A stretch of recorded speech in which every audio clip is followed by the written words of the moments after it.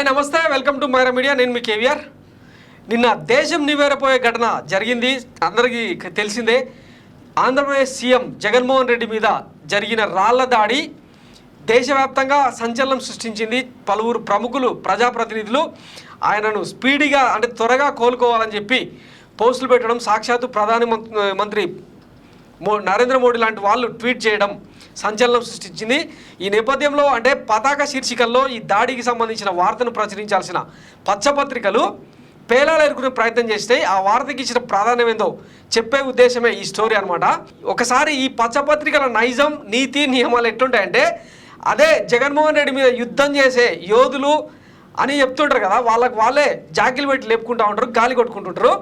రఘురామకృష్ణరాజు కేసుకు సంబంధించి కానీ, పట్టాభిని పోలీసు వాళ్ళు తీసుకెళ్లి 3rd డిగ్రీ ప్రయోగించిన సందర్భంలో కానీ పతాక శీర్షికల్లో వార్తలు రాసిన ఈ పత్రికలు ఈరోజు ఎట్లాంటి ప్రాధాన్యతనిచ్చినా ఒకసారి చూద్దాం.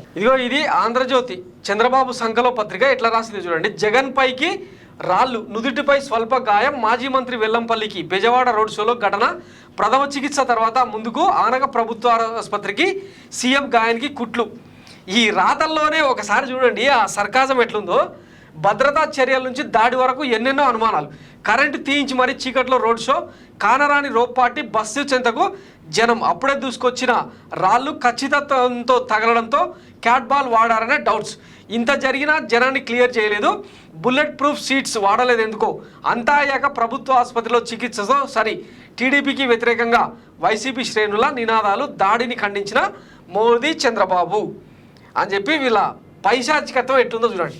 ఇక రామోజీరావు సంబంధించిన పేపర్లో ఆ మౌనం వెనుక దోచిపెట్టిన మర్మం, లేపాక్షి హబ్బు అంటే ఇది అవినీతికి సంబంధించిన దాన్ని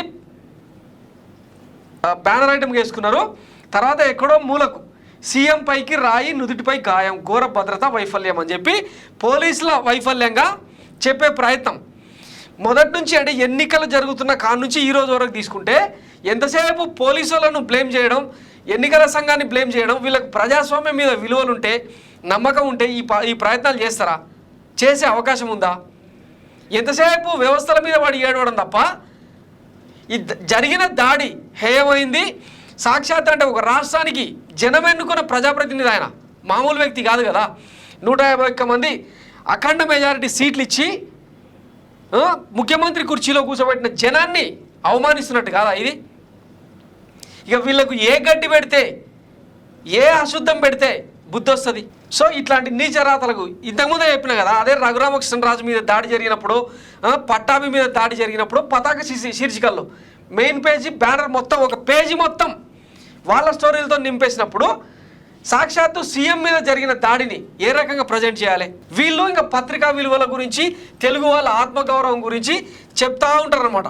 ఒకసారి చూడండి సాక్షి పేపర్. అంటే ఇది వాళ్ళ అధికార పత్రిక, కరపత్రిక అయినా కూడా ఇట్లా కదా వేయాలి.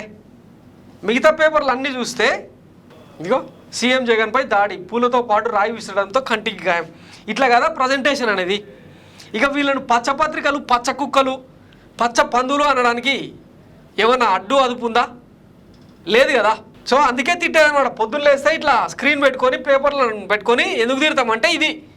వీళ్ళు సమాజానికి నీతులు చెప్తా ఉంటారు. చంద్రబాబు నాయుడు విజనరీ అంట, చాణక్యుడు అంట, జగన్మోహన్ రెడ్డి అరాచకవాది. మొత్తం అల్లరి మూకలను తయారు చేసుకొని ఒక రకమైన ట్రాన్స్లోకి తీసుకెళ్లి తెలుగు ప్రజలను మభ్యపెట్టే ప్రయత్నం చేస్తున్నారు. ఇంకెన్ని రోజులు ఈ ఆటలు? రేపటి తీర్పుతోనైనా వీళ్ళకి బుద్ధి వస్తుందో లేదో వేచి చూద్దాం. Thanks for watching Maira media. నేను మీ కేవీఆర్. Thank you.